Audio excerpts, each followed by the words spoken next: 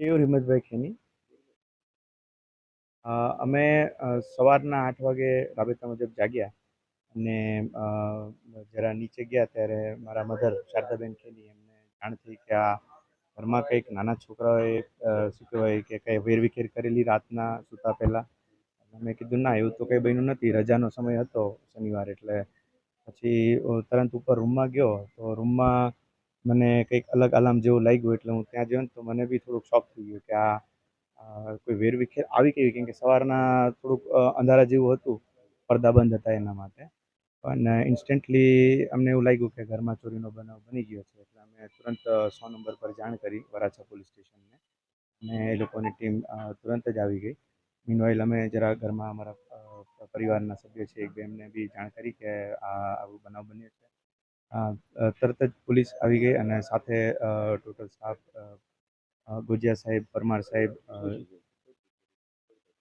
સાહેબ એમાં એવું છે કે ઘરના અમારા બહારના સીસીટીવી હોય પણ અમે પરિવારમાં ઘણી વાર કહેવાય છે કે ઇન્ટરનલ સીસીટીવી અમારા છોકરાઓને કમ્યુનિકેશન માટે રાખીએ એટલે એ સીસીટીવીના ફૂટેજ જ અમે સીધા મોબાઈલમાં હતા એટલે ટ્રેક કરવાના ચાલુ કર્યા. એક સાઈડ અમારા સ્ટાફ હતો જે સોરી વરાછા પોલીસ સ્ટેશનનો સ્ટાફ હતો એમને ટોટલ અમે ડેટા હેન્ડઓવર પાસવર્ડ સાથે આપી દીધું એટલે લોકોએ ટ્રેકિંગ કરવાનું સ્ટાર્ટ કર્યું.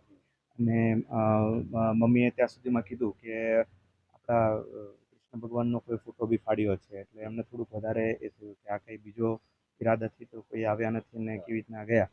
એટલે પછી હું મારા રૂમમાં જ્યારે ગયો અને અમે જોયું એ ટાઈમે કે બધું જ વેરવિખેર પડેલું છે.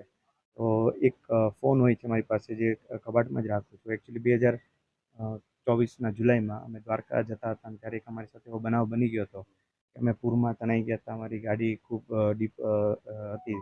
અમે થોડાક બહાર બચીને બાવળ પકડીને નીકળ્યા, કરી શકે એમ નહોતા એટલે ફોનમાં અમે તરત એ ટાઈમે બી અમારા લાસ્ટ લોકેશન એ ફોન નંબર અને આપણા એ સમયે જે ગૃહમંત્રી શ્રી હર્ષભાઈ છે અમારા આમ પરિવારના મિત્ર એટલે અમે વિચાર્યું કે ચલો નસીબ અજમાઈ જોઈએ એટલે એક ફોન એમને બી કરી દીધો.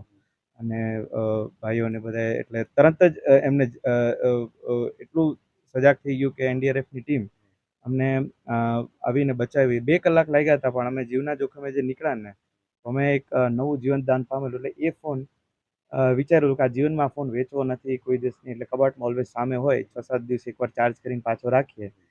એ ફોન એ ભાઈ લઈ લીધેલો અને સાથે સાથે અમારા સર્વન્ટનો ફોન, મારા મધરનો ફોન એ બધું લઈને એણે અમે જોયું કે રાતના 1:30થી 4 વાગ્યા સુધી એકદમ આરામથી કોઈની ડર વગર અમારા રૂમ લોક હતા એટલે અમે કદાચ નસીબે બચી ગયા પણ એમને જે ખુલ્લું હતું બધું જ સ્લો મોશનમાં કહેવાય ને કે એક એક વસ્તુ ભેગી કરી નાની નાની, બહુ વેલ્યુએબલ નહોતી પણ નાની નાની વસ્તુઓ છોકરાઓની અને એ બધી વસ્તુઓ ભેગી કરીને થેલા ભરી અને એ બિંદાસ રીતના નીકળી જાય છે. ટોટલ આમ બહુ વધારે નથી થઈ, 1.5 લાખ જેટલી જ વસ્તુ નીકળી છે. ફોનની વેલ્યુ ને તે બધું હતું. રોકડ હા 4.5 લાખ જેટલા રોકડ બી ગયા છે.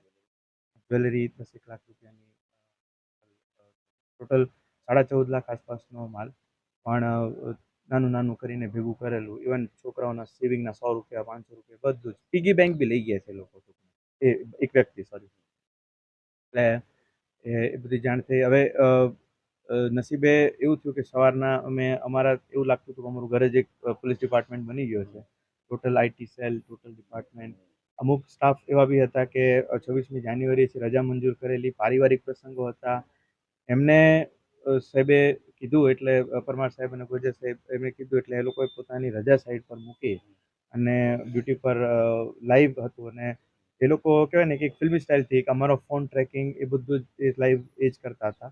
અને સાથે સાથે આખું એવું થયેલું કે આ વ્યક્તિ કદાચ અમને જાણ મળી એ પ્રમાણે કે સવારના ચોરી કરી 4 વાગે નજીકથી જે એને વ્હીકલ રિક્ષા મળી અને એ બસ સ્ટેશન તરફ જઈ અને સૌરાષ્ટ્રની બસ પકડી લીધેલી. એટલે બસમાં બેસી ગયો. અમે 8:30-9 વાગ્યાથી સાથે આ બધું જોતા હતા તો લગભગ એમણે આણંદ ક્રોસ કરી દીધેલું. એટલે સાહેબો બધે જ એ અલગ અલગ તર્ક ચાલતા હતા કે કઈ ગાડીમાં છે કે શેમાં છે. પણ જે મુવમેન્ટ પકડતી હતી અહીંયાથી મને વટામણ આવતું હોય કે તારાપુર આવતું હોય તમામે તમામ પોલીસ એમ લાગે કે સૌરાષ્ટ્ર પોલીસ અને ગુજરાત પોલીસ, સુરત પોલીસ, વરાછા જેટલી પોલીસ કહેવાય ને જેટલા નામ અમે સાંભળ્યા છે ને બધી જ પોલીસો એકત્ર થઈ અને એક કહેવાય ને રિપ્રેઝેન્ટિંગ ગુજરાત એમને આખું કોર્ડિનેશન જે રીતના કરતા હતા ને, અને સાથે સાથે બીજા કેસ બી ચાલતા હતા, એ બી અમે જોયું કે આજે એવું નહીં કે અમારા આ ઘરનો કેસ ચાલતો હતો, લગભગ બીજા બનાવ બનતા હોય, બીજી એ તો હોય, એટલે બધું જ અહીંયા એક કંટ્રોલ રૂમ થઈ ગયો હતો. અને મારી નજર સામે મને ખબર છે કે 10:15 વાગે, એટલે 2 કલાક બી નહીં થયા હોય અમે ફોન કર્યો એને. એમને કીધેલું કે આ લગભગ આપણે ધોલેરા હાઈવે પહેલા બસ ઊભેલી છે, એમાં વ્યક્તિ એમને લાગેલ છે અને થેલા સાથે એ લોકોએ બરામદ કરેલો છે. લગભગ એમને ત્યાંથી તારાપુર પોલીસ સ્ટેશનની સાઈડ લઈ અને અમને કમ્પ્લીટલી અમે વિડીયો ઇન્ટરોગેશન, એટલે કે સોરી, વિડીયોના માધ્યમથી અમે હરેક વસ્તુ બી જે અમે લખાવી હતી, લગભગ એ બધી જ વસ્તુ એક એક નાનું એવું કહેવાય ને કે એમને કદાચ નખ્યું બી લીધેલું છે ને, એ ભલે કોઈ વેલ્યુ નહીં હોય પણ એ નખ્યું બી પાછું આવી ગયું. અને અમારી સામે આ ગઈકાલનો જે દિવસ હતો એટલો પેચીદો હતો કે કહેવાય ને કે અમે ધન્ય છીએ કે અમારી સાથે અમારી આ સરકાર, અમારી આ પોલીસ અવ્વલ. અને કહેવાય ને કે એવું લાગતું જ નથી કે આ પોલીસ, એમ લાગે કે અમારું એક એક ઘરના વ્યક્તિઓ હોય અને કેવી રીતના ઘરના વ્યક્તિઓને દુઃખ પડ્યું છે એ રીતના ઇન્વોલ્વ થઈને પૂછતાછ ને સવાલ જવાબ અને કમ્ફર્ટથી કેસ આખો સોલ્વ કર્યો છે. ખૂબ ખૂબ ધન્યવાદ એના માટે.